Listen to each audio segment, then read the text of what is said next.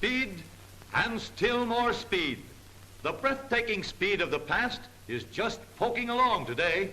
Faster trains, faster trucks, and motor cars speed up the work and play of the world.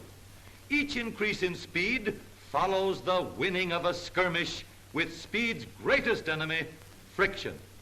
And yet, strange as it might seem, speed is limited to our ability to stop, and stopping depends upon friction. What a paradox.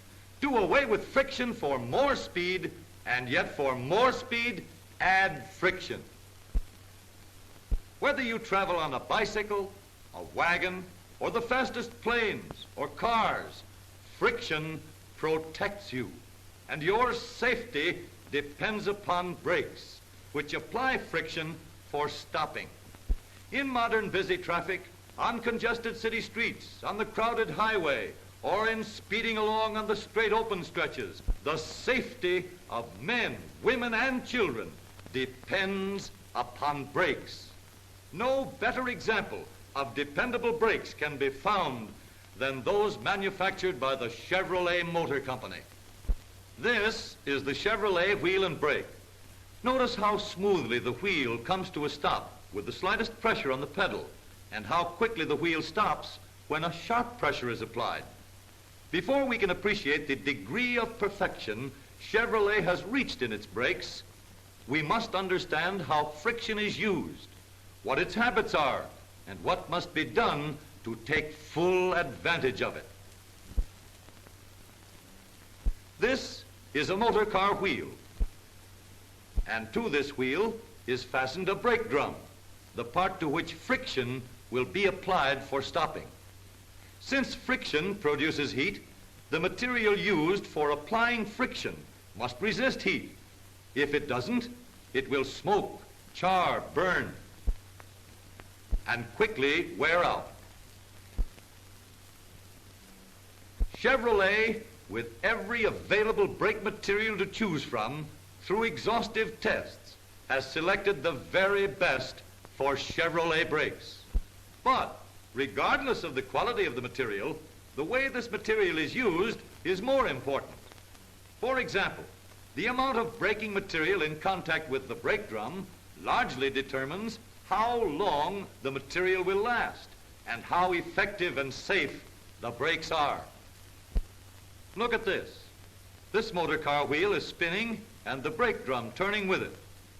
A short brake shoe covered with brake material will be used to stop this wheel. Now watch. See how hot the brake shoe gets and how quickly the brake material is ground away? The brake shoe is lengthened. The brake shoe doesn't get so hot, and the brake material lasts longer. A still longer brake shoe, less heating, less wear. And now, almost half of the drum is covered with friction-producing brake material, and the wheel is brought to a stop with very little heat or wear.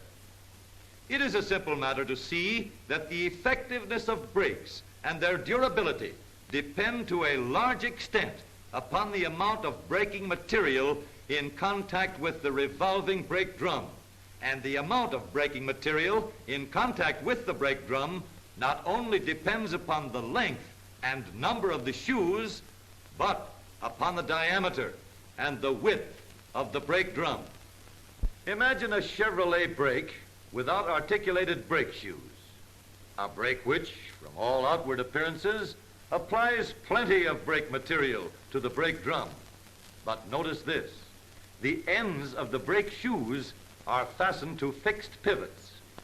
Watch as they move about these fixed points that the end of the shoe moves farther than the part nearer the pivot. As long as the surface of the brake forms a perfect circle, and as long as the pivot is located in exactly the right place, then all the brake material will contact the brake drum. But you can't use the brakes without making heat, and heat changes the shape of the brake shoe. See, this shoe doesn't fit the drum anymore. The rigid pivot won't let it, so only part of the brake material contacts the brake drum, and the part that does wears down first. When the brake shoe cools off, then here's what you get. Now only the ends of the brake shoes touch the drum, and only parts of the braking material are in contact with the drum. This is a Chevrolet wheel and its large brake drum, 12 inches in diameter. These are Chevrolet brake shoes.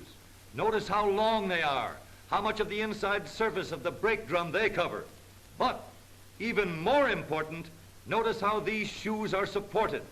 Instead of a single pivot for each shoe swings on a link with 2 pivots each. Notice, too, that each shoe can move as it wants to and should within the circle of the brake drum. There is nothing to prevent each shoe from exactly fitting the brake drum, whether it's hot or cold. Now notice that this simple little piece, as it turns, spreads the outer ends of the shoes apart. As the brake operates, every square inch of braking material hugs the brake drum. Every square inch of braking material wears exactly the same. This is one of the reasons why Chevrolet brakes work so easily, so effectively, and they stay in adjustment over thousands and thousands of miles of the hardest driving, through the heaviest traffic, and through any kind of weather. Regardless of how well a brake is designed, its moving parts must be protected from water, slush, mud, dirt, sand, dust, and grit. If they aren't, they can't stand up.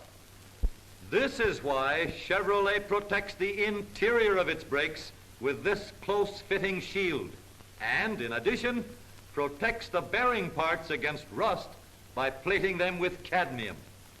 With the inventive resources of experienced engineers in General Motors laboratories and the Chevrolet engineering department, Chevrolet has its choice of every available means for connecting brake pedals with brakes.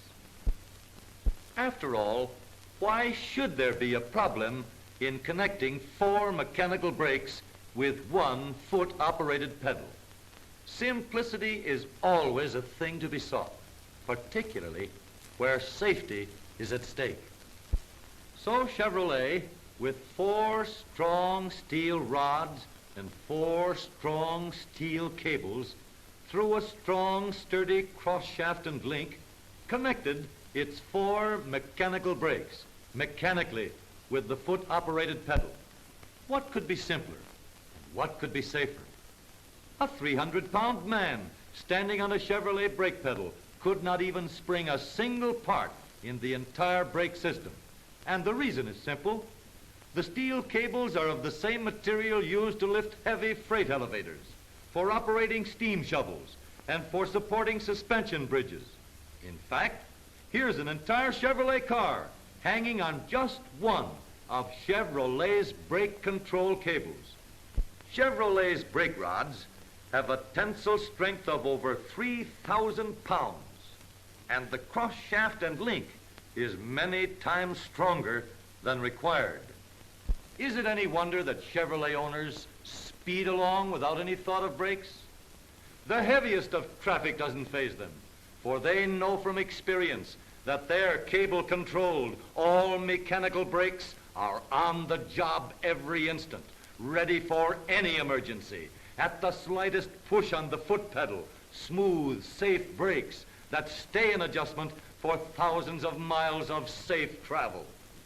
And all of this due to Chevrolet engineers' knowledge of friction, the enemy of speed, and yet the friend of speed.